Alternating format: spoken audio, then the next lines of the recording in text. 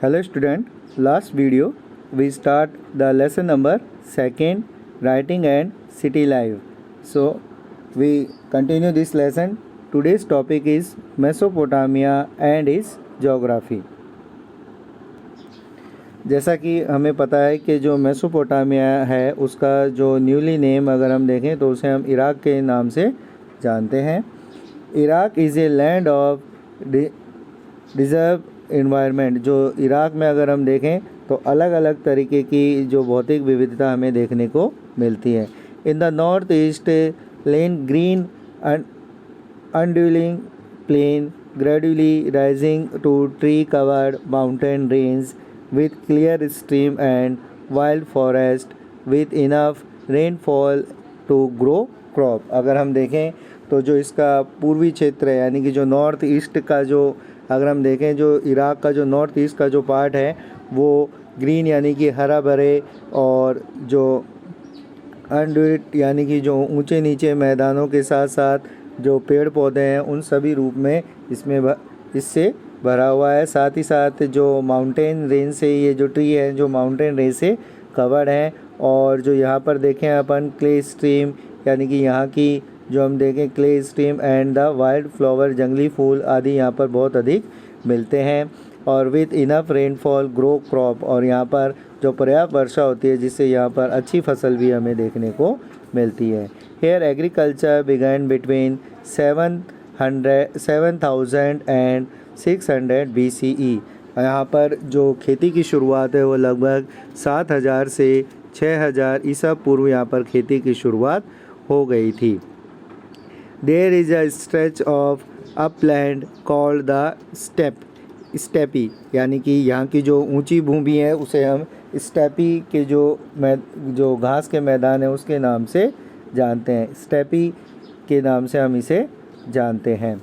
Where animal herding offer people and better livelihood than agriculture after the winter rain sheep and goat feed on the grass and low shrub of grow here। यानी कि अगर हम देखें तो सर्दियों में यहाँ पर जब बारिश होती है उसके बाद में जो भेड़ बकरी होती है यहाँ उगने वाले छोटी छोटी झाड़ियों और घास से अपना भरण पोषण करती है।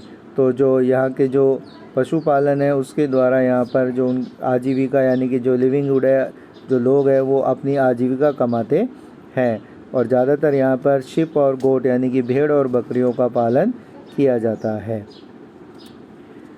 To the east tributes of the Tigris provide route of यानी कि जहाँ पर जो अगर हम देखें तो जो पूर्व है पूर्व में जो दजला नदी है ट्रीज़ यानी कि जो दजला नदी है उससे जो पहाड़ी क्षेत्र है वहाँ पर परिवहन के अच्छे साधन हमें उपलब्ध हो जाते हैं। Communication into the mountain of Iraq. The south is a desert यानी कि जो अपना जो इराक का जो मेसोपोटामिया का जो दक्षिणी क्षेत्र है वो रेगिस्तान के रूप में बसा हुआ है। And this is where in first cities and writing emerge. This desert could support cities because the river Euphrates and Tigris which rise in the northern mountain carry loads of silt when the flood or when their water is lay out on the field। fertilized silt and deposit यानी कि जो अगर हम देखें तो जो Iraq का जो दक्षिणी क्षेत्र है वो एक जो रेगिस्तान के रूप में बसा हुआ है परंतु जो लेखनी है यानी कि जो राइटिंग है राइटिंग का जो यहीं से शुरुआत यहाँ से मानी जाती है। साथ ही साथ अगर हम देखें तो जो शहरी क्षेत्र है शहरी क्षेत्र को पूरा सपोर्ट यहाँ से मिलता है क्योंकि इसके आसपास के क्षेत्र में जो दो नदियाँ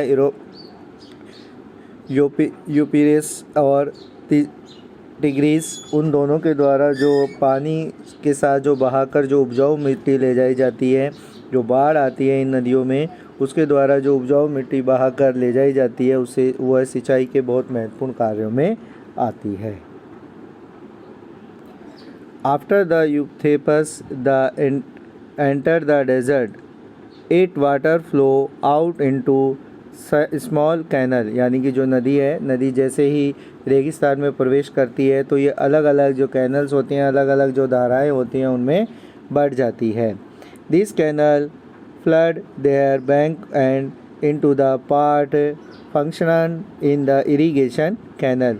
और साथ ही साथ अगर हम देखें तो पहले के काल में इन नहरों से सिंचाई का काम किया जाता था. वाटर कुड बी ले into the field of wheat, barley, peas and lentils when necessary. और जो इन नहरों के द्वारा में अगर हम देखें जो गेहूँ है, जौ है, मटर है, मसूर है, यानी कि जैसे हम देखें वीट यानी कि गेहूँ, और बिलीज यानी कि जौ, पीन्स यानी कि जो मटर है, और जो मैसूर की दाल होती है उसके लिए पानी की जो आवश्यकता होती थी वो इन नहरों से पूरा की जाती थी.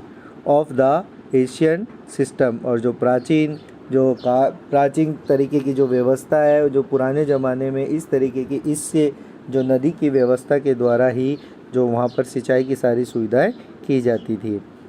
That of the Roman empire include in It was the agriculture of southern Mesopotamia that was the most producive, even though the region did not have sufficient rainfall in grow crop. अगर हम देखें तो पुराना जो Roman साम्राज्य है उसमें अगर हम देखें तो जो साउथर्न मेसोपोटामिया है वहाँ पर सबसे ज़्यादा उपज देने वाली प्रोडक्शन वाली खेती की जाती थी. और साथ ही साथ अगर हम देखें तो यहाँ पर जो फसलें उगाई जाती थी उसमें अधिक वर्षा की आवश्यकता भी नहीं होती थी, यानी कि कम पानी पर अच्छी फसलों को यहाँ पर उगाया जाता था. Not only agriculture, Mesopotamia sheep and goat the grazed on the steppe और north eastern plain and the mountain slope. यानी कि खेती के अलावा यहाँ पर अगर हम देखें तो जो भेड़ बकरियाँ हैं वो स्टेपी जो घास के मैदान हैं वहाँ पर, और जो पर्वत के जो ढाल जो स्लॉप होते हैं उनमें हम देखते हैं कि लोग ज़्यादातर भेड़ बकरियों को पाल कर भी अपनी आजीविका के साधन को बनाते थे. साथ ही साथ अगर हम देखें जो भेड़ बकरियों से मिलने वाले जो प्रोडक्ट है उसमें मीट, मिल्क, वूल इन अब्यूंडेंस, यानी कि जो अगर हम देखें तो इसमें जैसे मांस है और दूध है, ऊन है, कई ऐसी वस्तुएं हमें जो इन्हें भेड़ और बकरियों से मिलती थी. Further fish was available in river and date palm give fruit in summer. और अगर हम देखें तो जो नदियों में है जो मछलियाँ होती हैं, मछलियों की कोई कमी नहीं थी. और गर्मियों में अगर हम देखें तो जो खजूर यहाँ पर अधिक मात्रा में मिलते थे, खजूर के पेड़ अधिक मात्रा में मिलते थे जो लोग इनसे अपना जीवन यापन करते थे. Let us not, however, make the mistake in thinking out city growth simply because of rural property is war small. We small discuss other factor by and by, but first let us the clear about city life. जो अगर हम देखें तो ग्रामीण जीवन ज़्यादा समृद्ध था, परंतु इसके साथ साथ अगर हम देखें तो शहरों का विकास भी केवल जो ग्रामीण जीवन की जो समृद्धि थी उसके कारण ही हो पाया था.